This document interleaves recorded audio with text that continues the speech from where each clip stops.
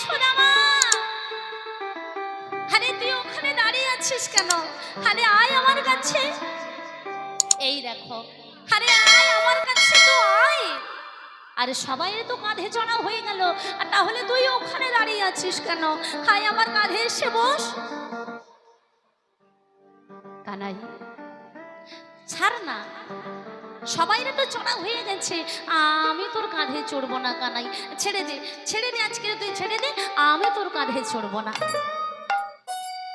বলে না সোদামা, সবাই যখন কাঁধে চড়ে বসেছে তুইও আমার কাঁধে এসে বসবি। সোদামা কাঁধে চড়তে চাই না বা, জোর করে ভগবান আমার সোদামাকে কাঁধের মধ্যে করে বসিয়েছে। আর কাঁধের মধ্যে যখনই বসিয়েছে, কাঁধে যখন বসেছে মা, তাহলে সোদামার চরণ দুটো কোথায়? ভগবানের বক্ষে। ভগবান আমার সোদামার চরণ দুখানা বক্ষ মাঝে জড়িয়ে ধরেছে, জড়িয়ে ধরে ছুটতে ছুটতে চলেছে সেই গিরি গোবর্ধন পর্বতের দিকে। কানাই অমন করে ছুটিস না কানাই, আমি যে পড়ে যাব। আরে একটু ধীরে ধীরে চল, আমি যে পড়ে যাব কানাই।